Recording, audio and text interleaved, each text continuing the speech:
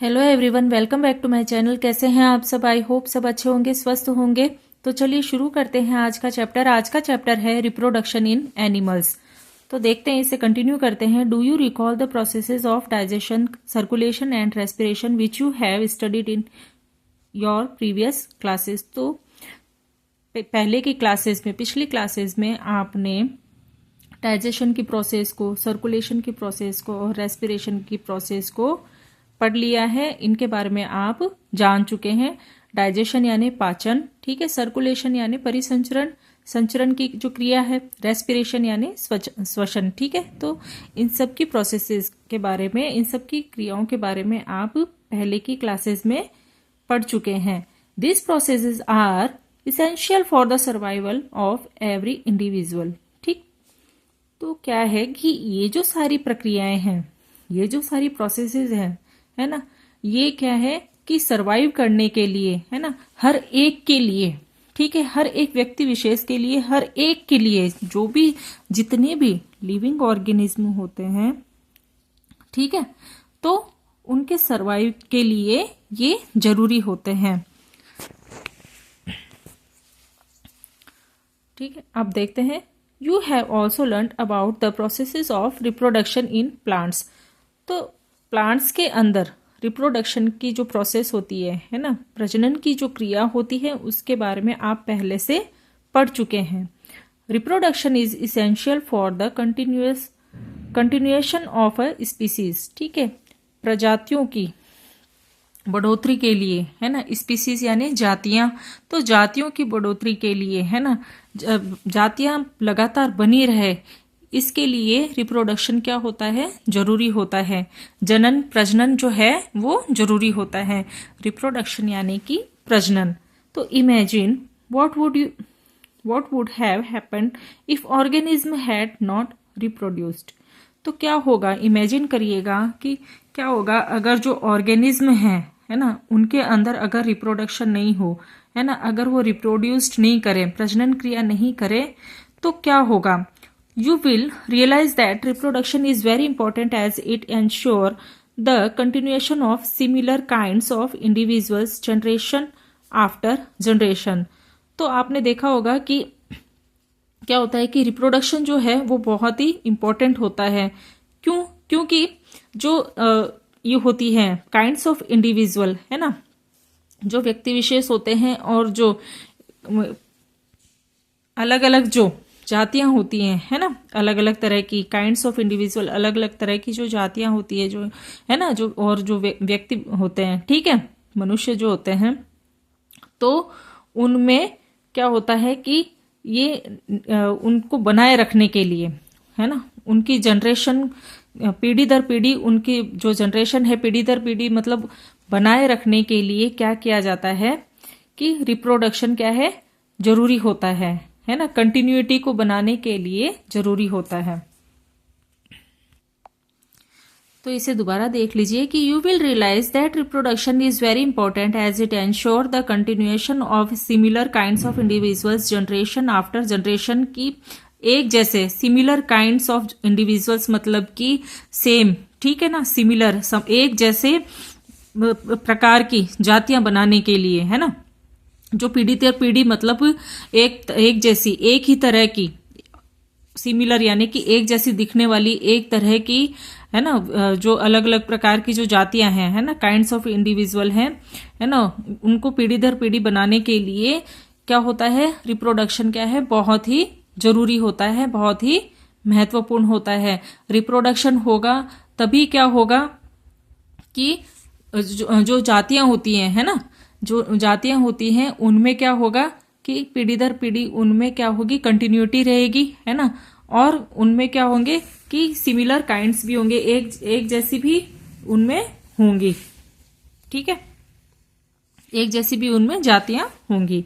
तो you have already learned in your previous class about reproduction in plants, ठीक। तो आपने जो पहले की क्लासेस हैं आपकी, पहले की क्लास में आप रिप्रोडक्शन पढ़ चुके हैं प्लांट्स के अंदर, प्लांट्स में आपने प्रजनन पढ़ लिया है, रिप्रोडक्शन पढ़ा है। तो in this chapter we shall learn how reproduction takes place in animals. तो अब हम एनिमल्स के अंदर रिप्रोडक्शन कैसे होता है उसके बारे में इस चैप्टर में जानेंगे। ठीक, तो अभी तक आपने जाना कि रिप्रोडक्शन क्यों जरूरी होता है।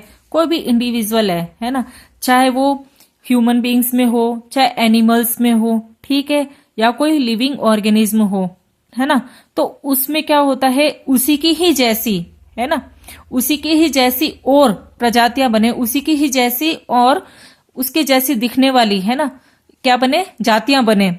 तो उस और वो पीढ़ी दर पीढ़ी उनमें कंटिन्यूटी रहे। पीढ़ी दर पीढ़ी क्या हो कि कोई इंडिविजुअल है, कोई ह्यूमन बींग्स है, कोई लिविंग ऑर्गेनिज्म है, कोई मतलब ठीक है कोई ऑर्गेनिज्म है लिविंग, और तो इनमें क्या होता है कि रिप्रोडक्शन जरूरी होता है ना। और क्यों होता है, जिससे क्या हो कि इनके ही जैसी दिखने वाली जो जातियां हैं, है ना, वो पीढ़ी दर पीढ़ी बनती रहे हैं, लगातार वो पीढ़ी दर पीढ़ी बनी रहे, बनती रहे, है ना। तो इसके लिए रिप्रोडक्शन नेसेसरी होता है। रिप्रोडक्शन क्या है, इसेंशियल होता है। अब मोड ऑफ रिप्रोडक्शन, तो अब हम एनिमल्स में रिप्रोडक्शन पढ़ रहे हैं। तो एनिमल्स में मोड ऑफ रिप्रोडक्शन मतलब कि क्या क्या तरीके होते हैं, किस तरह से रिप्रोडक्शन होता है। तो have you seen the young once of different animals. तो क्या होता है कि आपने जो अलग अलग एनिमल्स हैं, है ना, उनके आपने जो बच्चे हैं उनको देखा है, उनके यंग वंस को आपने देख रखा है। तो try to name some of the young ones by completing table 9.1 shown in example at serial number 1 to 5। तो एक टेबल दी गई है जिसमें कुछ एग्जाम्पल यंग वंस के दिए गए हैं, तो उस टेबल को आपको फिलअप करना है। You must have seen the young once of various animals being burn. तो आपने अलग अलग तरह के जो एनिमल्स हैं उनके यंग वंस को जो है मतलब जन्म लेते हुए देखा होगा, है ना। तो अलग अलग तरह के जो एनिमल्स हैं उनके जो बच्चे होते हैं उनको आपने जन्म लेते हुए देखा होगा, बर्न यानी जन्म लेना। तो can you tell how chicks and caterpillars are born. तो आप बता सकते हैं जो चिक्स हैं, है ना, और जो कैटरपिलर्स होते हैं वो कैसे बर्न होते हैं। How are kittens and puppies born. तो ये कुछ क्वेश्चंस किए गए हैं, अब आगे देखते हैं। Just as in plants there are 2 modes by which animals reproduce. ठीक है, तो पौधों की तरह, है ना, एनिमल्स में भी रिप्रोडक्शन के क्या होते हैं, 2 तरीके होते हैं, 2 मोड्स, है ना, 2 तरीके होते हैं रिप्रोड्यूस के।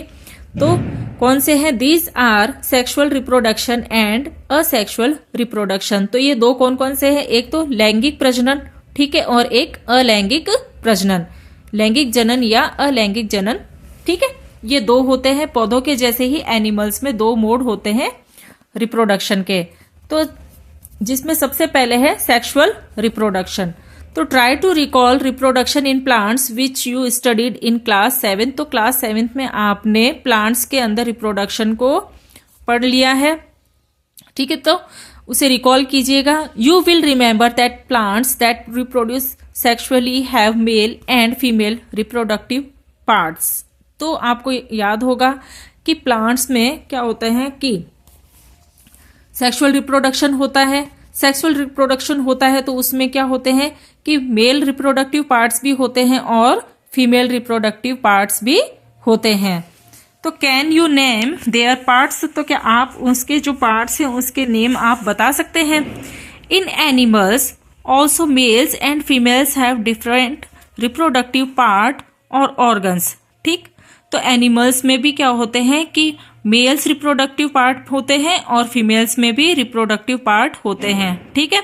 तो एनिमल्स में भी 2 अलग अलग रिप्रोडक्टिव पार्ट होते हैं, मेल्स और फीमेल्स, ठीक है, और ऑर्गन्स, ठीक है। रिप्रोडक्टिव पार्ट्स बोल सकते हैं या रिप्रोडक्टिव ऑर्गन्स बोल सकते हैं, ठीक। Like plants the productive parts in animals also produce gametes that fuse to form a zygote. ठीक है, तो प्लांट्स के जैसे ही जो एनिमल्स है उनमें जो रिप्रोडक्टिव पार्ट होते हैं ना, वो क्या करते हैं, गैमिट्स प्रोड्यूस करते हैं, ठीक है, युग्मक बनाते हैं। प्लांट्स के जैसे ही, ठीक है, लाइक प्लांट्स के जैसे ही एनिमल्स के अंदर जो रिप्रोडक्टिव पार्ट होते हैं, जो प्रजनन अंग होते हैं, ठीक है, प्रजनन के जो भाग होते हैं, वो क्या करते हैं, गैमिट्स को प्रोड्यूस करते हैं, युग्मक बनाते हैं, that fuse to form a zygote, और फिर उसके बाद में वो फ्यूज होके किस फॉर्म में आ जाता है, जायगोट फॉर्म में आ जाता है, ठीक है। मतलब कि प्लांट्स के जैसे ही एनिमल्स में रिप्रोडक्टिव पार्ट्स जो होते हैं उनमें क्या बनते हैं, उनसे गैमेट्स बनते हैं, युग्मक बनते हैं, जो कि बाद में जुड़ करके क्या बनाते हैं, जायगोट बनाते हैं, मतलब कि भ्रूण बनाते हैं, ठीक है। It is the zygote which develops into a new individual. तो ये भ्रूण होता है जो कि डेवलप होके आगे नया जीव बनाता है, ठीक है, न्यू इंडिविजुअल, नया कोई विशेष कोई व्यक्ति मतलब कि इंडिविजुअल बनाता है। पहले क्या हुआ कि जो रिप्रोडक्टिव पार्ट होते हैं एनिमल्स के, है ना, उनमें क्या होता है, पहले जायगोट होते हैं, ठीक है, जायगोट फिर क्या करते हैं, फ्यूज होके जुड़ करके फिर क्या बनाते हैं, जायगोट बनाते हैं, भ्रूण बनाते हैं, फिर ये जायगोट क्या करते हैं, विकसित होते हैं, ठीक है ना, नई जाति में ये विकसित होते हैं, न्यू इंडिविजुअल मतलब नई जाति में फिर ये विकसित होते हैं, ठीक है। अब है this type of reproduction beginning from the fusion of male and female gametes is called sexual reproduction, ठीक। तो फिर ये जो टाइप होता है रिप्रोडक्शन का, ठीक है, जिसमें क्या होता है कि मेल गैमेट्स, है ना, और जो फीमेल गैमेट्स है आपस में क्या होते हैं, फ्यूज होते हैं, उनमें आपस में संयोजन होता है, फ्यूजन यानी संयोजन, उनमें आपस में संयोजन होता है। तो ये क्या कहलाता है, ये सेक्सुअल रिप्रोडक्शन कहलाता है, लैंगिक प्रजनन कहलाता है, ठीक है। क्या होता है सेक्सुअल रिप्रोडक्शन, जिसके अंदर ये एक टाइप है रिप्रोडक्शन का, ठीक है, एक प्रकार है जिसमें क्या होता है, बिगनिंग के अंदर शुरुआत में क्या होता है कि एक मेल गैमेट होता है ना, एक नर युग्मक होता है और एक मादा युग्मक होता है। तो ये दोनों युग्मक क्या करते हैं, आपस में संयोजन करते हैं, इनमें क्या होता है, आपस में फ्यूजन होता है ना। तो ये जो होती है क्रिया, ये क्या कहलाता है, ये जो रिप्रोडक्शन होता है ये कहलाता है सेक्सुअल रिप्रोडक्शन, ठीक है। अब देखते हैं इसमें आगे, let us find out the reproductive part in humans and study the process of reproduction in them, ठीक है। तो अब जानेंगे हम जो रिप्रोडक्टिव पार्ट है, तो अब हम ह्यूमंस के रिप्रोडक्टिव पार्ट के बारे में जानेंगे और जो प्रोसेस होती है उनके अंदर रिप्रोडक्शन की, उसके बारे में स्टडी करेंगे। तो इसमें सबसे पहले है मेल रिप्रोडक्टिव ऑर्गन्स, ठीक है। तो मेल रिप्रोडक्टिव ऑर्गन्स में क्या होता है कि ये जो नर होते हैं ना, नर के जो प्रजनन अंग है उसके बारे में जानेंगे।